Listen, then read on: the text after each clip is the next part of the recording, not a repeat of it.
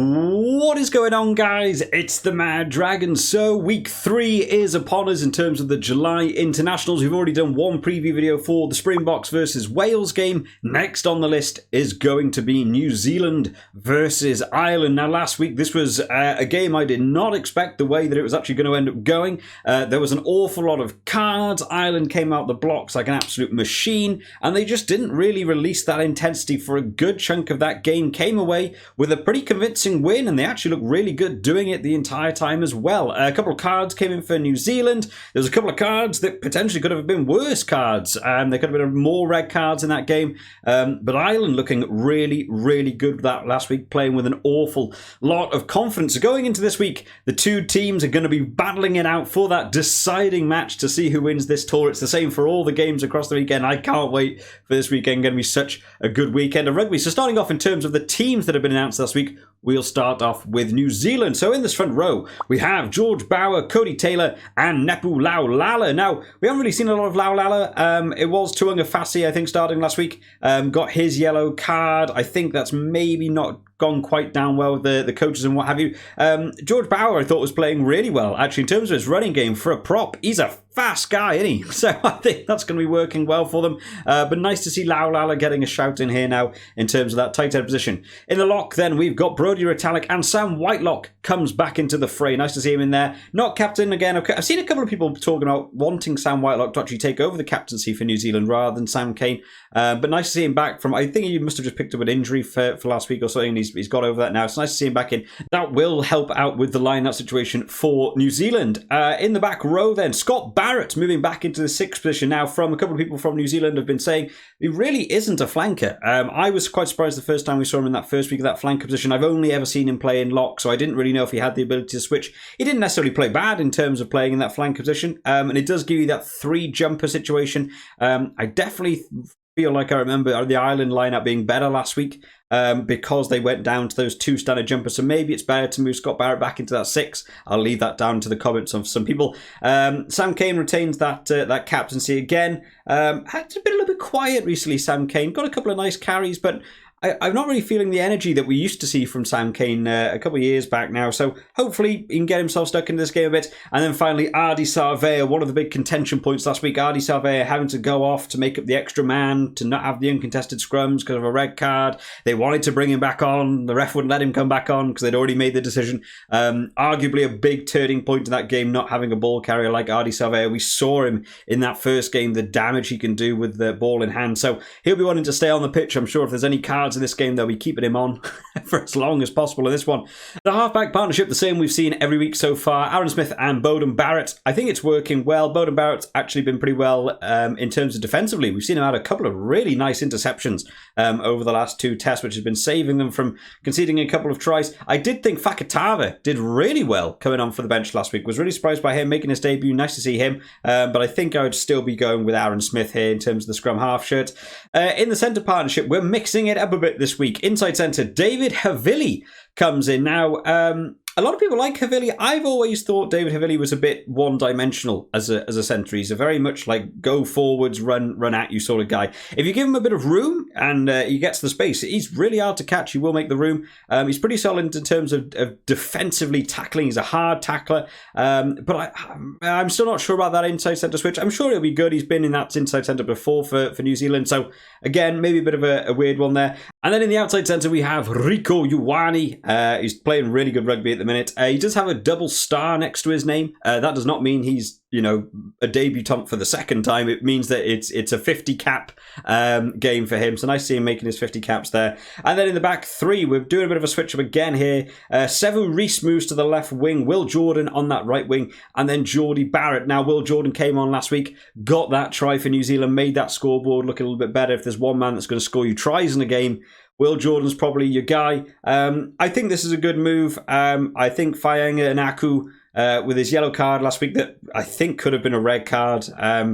I don't think this is a terrible move. I don't think I've ever really seen Sevu Reece play left wing. It's not that hard to switch wings, but I've never really seen him play 11. I always see him play right wing. I have seen Will Jordan play 11 before, though. I thought maybe they would have kept that. They've obviously tried to note a bit of how The Irish wingers performing. I don't think James Lowe's done brilliantly this tour, so maybe that's why they put Will Jordan on his wing. They're expecting Will Jordan to be able to make more ground around him than Severis. And then Geordie Barrett, who I thought played well again last week. So a couple of switches for New Zealand. Moving a little bit back to what we had in the first game, where they won the first game, so it's not a terrible move. I think having your 3 jumpers in your line-out again is probably a good move, whether you're agreeing with Scott Barrett to that 6 shirt or not.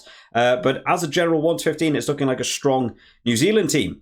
In terms of the substitutions then, we have Dane Coles coming in. Have we even seen Dane Coles yet? I don't think we've actually seen him have a game so far, so nice to see him at some point. Aidan Ross, who made a nice little debut as well for himself last week, nice to see. And then finally, Offa Tuangafasi there, taken up, so you can't get rid of him completely. They put him on the bench for this one. That's actually quite a nice front row to be coming on. There's a bit of experience there between Dane Coles and Tuangafasi, so hopefully it should be able to hold up in that second half a bit. The scrummaging last week, from what I can remember, did feel like it was leading to more towards Ireland, but then they had the red card, the yellow card situation, so a bit hard to judge who was actually winning, but it looked like Ireland were a bit more on top of it last week.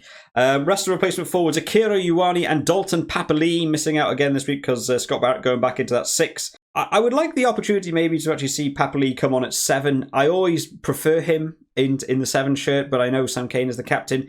Maybe they'll see about swapping him on. I would imagine more likely we'll see him come on for Scott Barrett, though. And then Akira Ioane, again, replacing your jumpers with other good jumpers, I don't think that's a terrible move. It's a shame to not see Sawakula in here, who I did think was actually playing really well. I would have liked to have seen him get a little bit more game time just to see what he could offer this team. But there's some nice replacement forwards there. Interesting, they're going for this 5-3. It looked like the forwards were beginning to wean a little bit last week, so I might have looked to go for a 6-2 here. Maybe had an extra forward on there. The games haven't really opened up yet to just be back, sort of outrunning each other and stuff, so maybe I would have gone for a 6-2 here just to try and settle down that New Zealand forward pack a bit, but interesting call there. And then the replacement backs, Fakatava, who I've already mentioned, Richie Mwanga, who hasn't had a great deal of game time yet. I'm looking forward to seeing him get on. I would almost like to have seen him swap, actually. I know Beauden Barrett's been playing well. He's always probably going to be that starting fly half. I would have liked to have seen Richie Mwanga actually start a game, and then Beauden Barrett come on later in the game, just to see how he sort of compares in terms of that New Zealand starting. And then finally, Roger Tuivasa-Sheck. Hopefully I'm going to pronounce that correctly.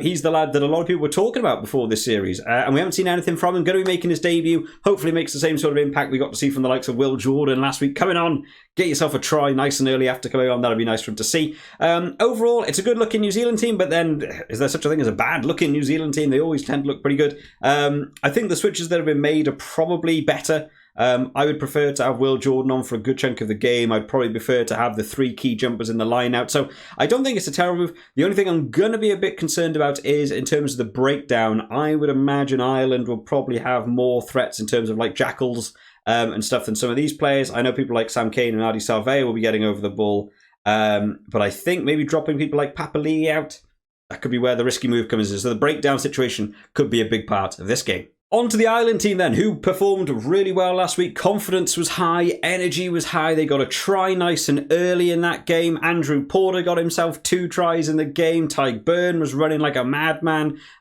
Johnny Sexton commanding in terms of that fly half shirt. Really nice to see. Thought they played incredibly well. So just got to do it again. Just got to play with that same intensity. It is tough to do for the full 80 we saw in that first game. They did it for about 30 minutes and began to just sort of get a little bit tired. But if you can keep it for the full 80, definitely for the opportunity for the win here is very, very real for Ireland. So, in terms of the team that's been announced, Andrew Porter, Dan Sheehan, Tyke Furlong. We don't need any switches in that Ireland team, apparently. They're very happy with that. Andrew Porter played really well last week. Like I said, getting 2 tries. I think, in fact, the scrummaging from Ireland held up nicely. This front 8 all playing really well. In the lock department, Tyke Byrne and James Ryan. Yep, we keep them exactly the same. Tyke Byrne played awesome. Last week was very, very impressive. Was arguably up there for man of the match, but I feel more people probably would have gone for Sexton. James Ryan got himself a yellow card, just being on the end of being the man on the end of 5 penalties in a row. Always going to have to happen eventually, but it happens to James Ryan more often than you think, being the one that gets penalised for that. The back row then, Pete O'Mahony, Josh van der Fleer, Keelan Doris. So in fact, I think this is the exact same 8 we saw last week. All working really well. Pete O'Mahony was doing some fantastic breaks for the ball. We've seen got that 50-22 kick from him last week. We saw Keelan Doris getting that lovely tap tackle on Geordie Barrett on that amazing break, try-saving opportunity there coming in, and Josh van der Vliert carrying well with the ball in hand. I don't think you ever need to make changes to that front eight, so why not bother? Keep them the same. In the halfback partnership, Jameson Gibson Park and Johnny Sexton both playing brilliantly. Jameson Gibson Park getting over some turnovers. In terms of a jackal, getting his hands on the ball while New Zealand forwards are driving you back. Really nice to see. Johnny Sexton, like I've already said, sort of just commanding that game. Really, really impressive. Nice to see Johnny Sexton when he's playing at that high level. In the centre partnership, Bundyaki and Robbie Henshaw.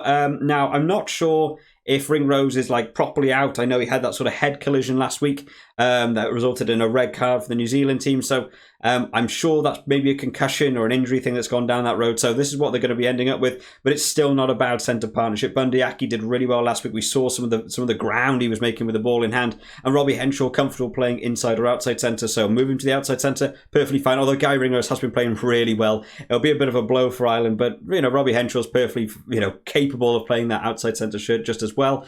And then finally in the back three, James Lowe, Mac Hansen and Hugo Keenan. Nice to see Mac Hansen still in here. I was a bit worried after the Fainga'a yellow card where he got hit in the head, whether he would actually be going off with a concussion in that game, whether we'd be seeing him come back for this game. So nice to see him still in here.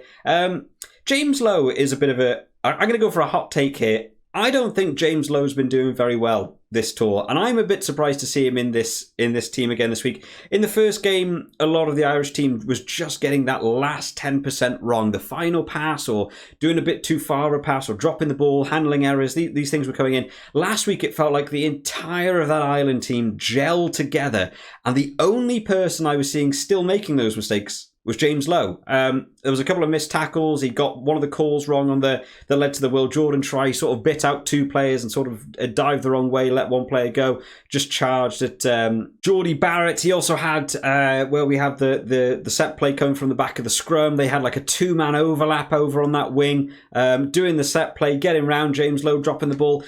So he'll want to improve for this game. I'm a little bit surprised to see him starting. I think a lot of teams might have moved him to the bench, had him come on later, let someone else try out there. They've got a massive amount of back three players that can play in this Ireland team, so you've got to be playing at the top level in order to keep him. But overall, as a 15, it's a good-looking Ireland team. In terms of the replacements, then we have Rob Herring, Cian Healy and Finlay Beelum, who a couple of these lads were going on last week. And again, the scrum didn't really feel like it was deteriorating. Ireland felt like they were in control in that scrum area. So nice to see. Kieran Treadwell and Jack Conan will come on. Again, both came on last week. There's not a great deal of impact. They haven't had the great deal of time. It's really hard to get going against New Zealand coming on from the bench. We did see a couple of carries from Jack Conan. I don't really remember Treadwell doing a great deal, but that might just be me just forgetting it was a week ago. Very likely I've just forgotten some stuff going on. And then the backs, in terms of replacements, we've got Conor Murray, Joey Carberry and Keith Earls. And I'm agreeing with keeping Jameson Gibson Park on. I think he's doing brilliantly in terms of that scrum half. I'd be keeping on for as much as the game. Joey Carberry might not have come on last week, had Sexton not picked up his little leg injury. So, I think he'll be still retained on that bench. Be nice to see him get some game time, but I imagine how tight this game's going to be. We probably won't be seeing him come on for a long time. And then Keith Earls on the bench.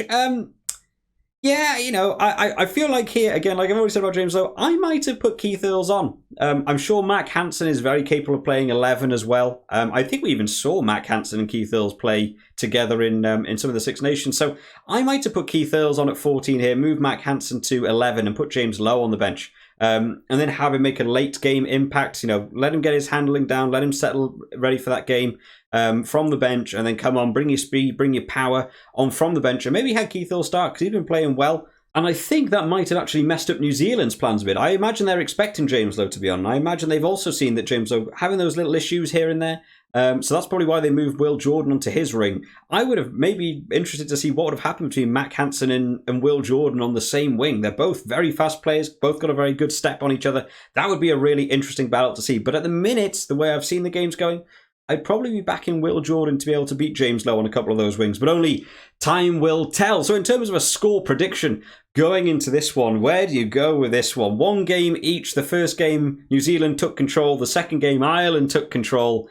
Oh man, it's tough. It's real tough. It's just going to be who plays with that higher intensity and who takes the momentum of the game. Oh, I'm gonna say so. I might change this on the Super Brew for later on. I'm actually gonna say I think Ireland might do this, I think they might do it. I'm going to back Ireland here. I'm saying this now. I might change this on the Super Brew before we get to that game.